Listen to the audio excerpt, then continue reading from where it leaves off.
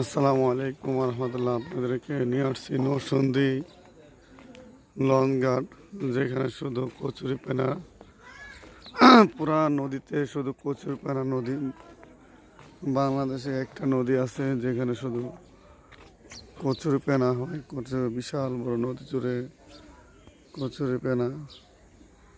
দেখেন কি অবস্থা।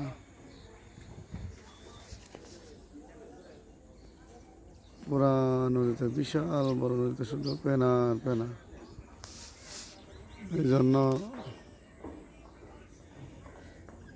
অলরেডি এখানে নদী চলাচল বন্ধ হয়ে গেছে। নৌকা লঞ্চ চলতে পারে না।